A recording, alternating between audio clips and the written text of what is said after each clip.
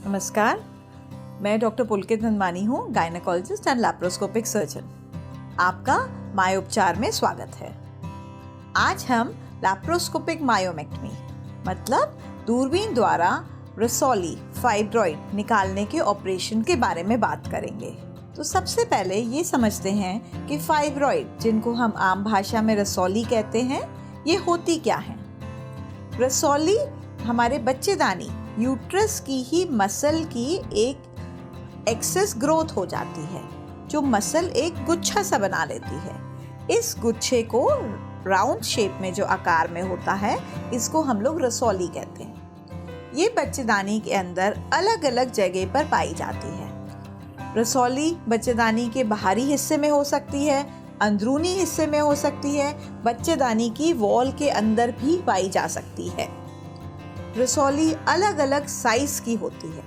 ये मटर के दाने की भी हो सकती है और इतनी बड़ी के बच्चे, छोटा बच्चा जब पैदा होता है उसके सिर के बराबर भी हो सकती है। अब ये रसौली करती क्या है? ज़रूरी नहीं है कि हर रसौली जो बच्चेदानी में हो वो हमें कोई प्रॉब्लम दे रही हो। काफ़ी बार ऐसा देखा गया है कि रूटीन चेकअप में रूटीन किसी और वजह के अल्ट्रासाउंड से कराया हो और हमने देखा हो कि बच्चेदानी के अंदर रसौली है। ऐसी रसौली का ज़्यादातर हमें इलाज नहीं करना पड़ता, बट रसौली काफ़ी दिक्कतें भी दे सकती है। जैसे कि रसौली होने के बाद और काफ़ी बार किस जगह पर है, कितनी बड़ी है, उसके हिसाब से कभी रसौली खून ज़्यादा करवा सकती है। जैसे कि माहवारी बहुत ज़्यादा आए, जल्दी आने लग जाए, खून ज़्यादा गिरने लग जाए माहवारी के टाइम पे, दर्द बहुत ज़्यादा होने लग जाए, ऐसी दिक्कतें आ सकती हैं। अगर अंदरूनी तरफ रसौली, बच्चेदानी की अंदरूनी लेयर पे अगर रसौली है, तो बहुत बार वो बच्चा बैठने में, पेशेंट को प्रेग्नेंट होने में भी दिक्कत दे सकती है। या फिर कभी कभार बड़ी रसौलियाँ कच्चे बच्चे भी गिरवा देती है, मतलब अबॉर्शन होने का भी चांस होने का रसौली की वजह से काफ़ी बढ़ जाता है। कभी कभार बड़ी बड़ी रसौलियाँ जो बाहरी तरफ बैठी होती हैं, वो हमारे बच्चेदानी से लगे हुए आगे की तरफ पेशाब की थैली या पीछे की तरफ लैट्रिन की थैली पे भी दबाव डाल सकती हैं। उसकी वजह से मरीज को बहुत बारी पेशाब की दिक्कत या लैट्रिन की दिक्कत काफ़ी आ जाती है और पेट में एक भारीपन सा, एक दर्द सा हमेशा सा महसूस हो सकता है। इन सब कारणों की वजह से रसौली का हमें इलाज करना पड़ सकता है। आगे मैं आपको दूरबीन द्वारा रसौली निकालने के बारे में विस्तार से बताऊंगी, बट अगर आपने हमारा चैनल सब्सक्राइब नहीं किया है तो ज़रूर से बेल आइकन को दबाइए, ताकि हमारे चैनल द्वारा रोज नए वीडियो की नोटिफिकेशन आपको जल्दी से जल्दी मिल सके। रसौली के इलाज बहुत तरीके के होते हैं। हम बहुत बार दवाई से भी इनको ठीक करने की कोशिश करते हैं, दवाई से इन्हें सिकोड़ने के, छोटे करने की कोशिश करते हैं, या कोशिश करते हैं कि दवाई के माध्यम पे, हार्मोन की गोलियों के माध्यम पे दवाई की वजह से ऑपरेशन ना करना पड़े और रसौली हमें तंग ज़्यादा ना करे, मतलब ब्लीडिंग भी कम हो जाए और हमें ऑपरेशन से हम बच जाएं।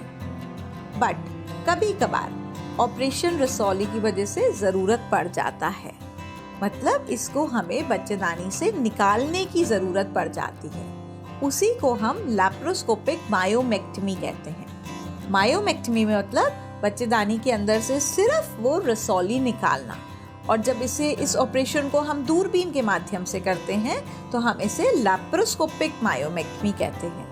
फाइब्रॉइड मतलब कि रसौली इंडिया में काफ़ी कॉमनली देखी जाती है। सबसे ज़्यादा इसे 30 to 50 ईयर्स पे देखा जाता है।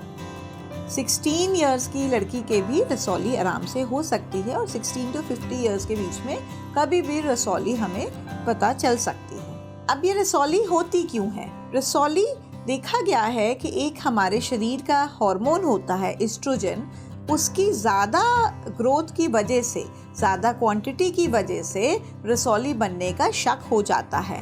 पर हमें अभी तक रसौली क्यों बनती है इसका प्रॉपर से कारण नहीं पता चल पाया है। बहुत केसेस में बिना किसी वजह से भी रसौली देखी जाती है। रसौली निकालने के ऑपरेशन को मायोमेक्टमी कहते हैं। ये हम दो तरीके से कर सकते हैं। पेट खोल के, चीरा मार के फाइब्रॉइड निकाला जा सकता है, या दूरबीन के द्वारा, जिसको लैप्रोस्कोपिक मायोमेक्टमी भी कहा जाता है। जब हमें रसौली बहुत ही बड़ी लगती है तो कभी कभार चीरा मारने का ही सुझाव रह जाता है, पर ज़्यादातर कोशिश ये होती है कि लैप्रोस्कोपिक मायोमेक्टमी दूरबीन द्वारा रसौली को निकाला जाए, क्योंकि इसमें मरीज के लिए ज़्यादा अच्छा रहता है।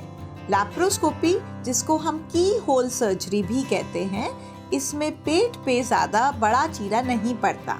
छोटे छोटे 2 से 3 छेद में ही, जो कि बिल्कुल हमारे 0.5 सेंटीमीटर से कम के होते हैं, उससे ही दूरबीन द्वारा ऑपरेशन किया जाता है और उसी में ही रसौली निकाल दी जाती है। बच्चेदानी से उसे अलग कर दिया जाता है।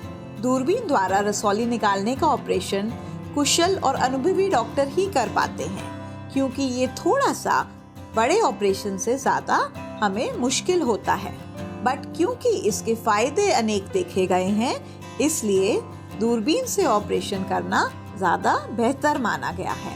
दूरबीन द्वारा ऑपरेशन करने से पहले हमेशा आपका डॉक्टर अच्छे से आपकी जांच करेंगे, पेट से जांच करेंगे और अगर अंदरूनी जांच कर सकते हैं तो वो भी करेंगे। एक डिटेल में एक बड़ा अल्ट्रासाउंड भी आपका कराया जाएगा। कभी कभार MRI करा के बच्चेदानी के अंदर रसौली की बिल्कुल जगह, किस एग्जैक्ट जगह पर वो है, ये भी देखना बहुत ज़्यादा ज़रूरी हो जाता है। डॉक्टर आपकी सारी जांचें, खून की जांचें, छाती का एक्सरे, ECG और एक डिटेल्ड अल्ट्रासाउंड करा के पूरा ऑपरेशन प्लान करेंगे। उसके बाद वो आपको एक निर्धारित समय और जगह बताएंगे जहां पर आपको जाकर उस टाइम पर भर्ती होना पड़ेगा हॉस्पिटल में। भर्ती होने से पहले हमेशा आपको बोला जाएगा कि आप खाली पेट आएं। किसी भी बेहोशी के ऑपरेशन में खाली पेट जाना बहुत ही ज़रूरी होता है। 8 से 10 घंटे पहले बिल्कुल ही हल्का खाना खाएं और उसके बाद बिना पानी पिए 8 से 10 घंटे का ब्रेक देकर अस्पताल में भर्ती होना पड़ेगा।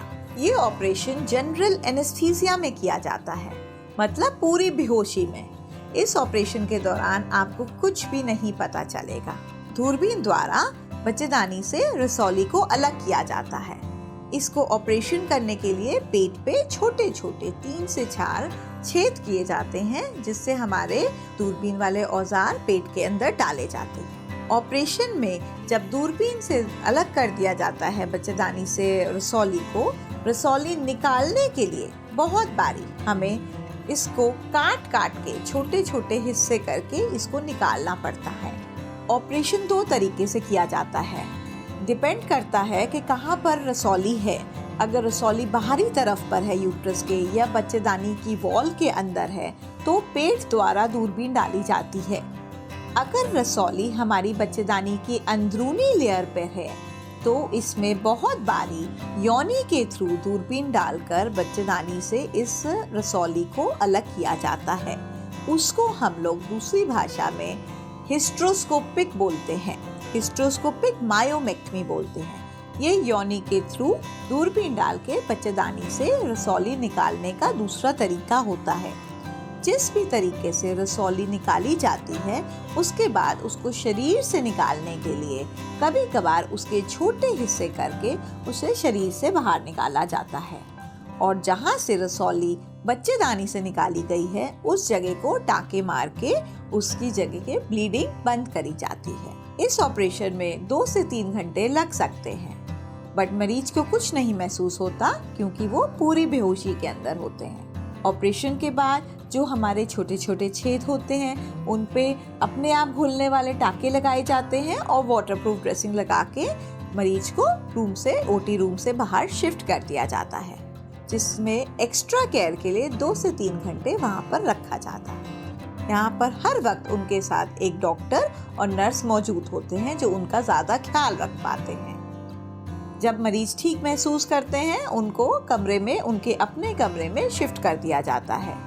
ऑपरेशन के ही कुछ टाइम बाद मरीज को खाना बहुत जल्दी खिला दिया जाता है और चलने फिरने के लिए भी अलाउ कर दिया जाता है। यही दूरबीन के ऑपरेशन के फायदे होते हैं। अगले दिन छुट्टी भी कर दी जाती है और दूरबीन के ऑपरेशन के बाद ज़्यादा परहेज नहीं होते।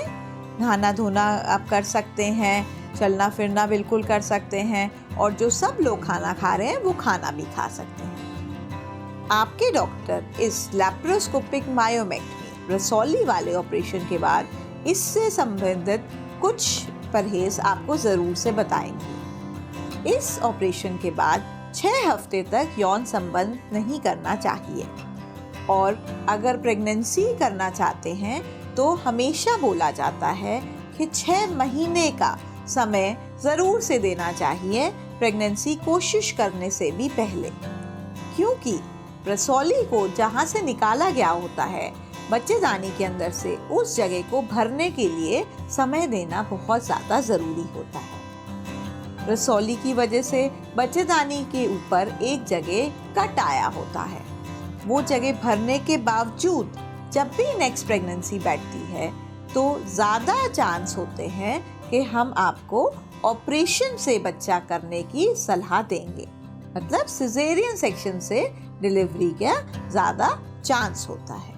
इस ऑपरेशन के बारे में मैं 1-2 चीज़ें आपको और बताना चाहूँगी। रसौली जहाँ से निकाली जाती है वहाँ खून का प्रसाव बहुत ज़्यादा होता है, तो आपके डॉक्टर आपको ये सलाह दे सकते हैं कि 1 या 2 बोतल खून, जैसे भी आपके खून की स्थिति है उसके हिसाब से अरेंज करके रखने की ज़रूरत पड़ सकती है। इस ऑपरेशन में हमने बहुत बारी पेशाब की जगह पर एक नली डाली होती है, जिससे ऑपरेशन के दौरान पेशाब अपने आप निकलता रहे और ऑपरेशन के दौरान दिक्कत ना आए। इस नली को हम अगले दिन सुबह निकाल देते हैं और अपने आप से यूरिन जाने में कोई दिक्कत नहीं आती। आशा करती हूँ हमारे इस वीडियो से आपको लाभ हुआ होगा। अगर आपको हमारा वीडियो पसंद आया है तो आप ज़रूर से अपने फ्रेंड्स के साथ इस वीडियो को शेयर करें ताकि उनको भी ये जानकारी मिल पाए। अगर इस वीडियो से संबंधित आपका कोई भी क्वेश्चन या सवाल है तो ज़रूर से कमेंट बॉक्स में लिखिए और हमारी डॉक्टरों की टीम आपके सवाल का जवाब ज़रूर देगी। धन्यवाद।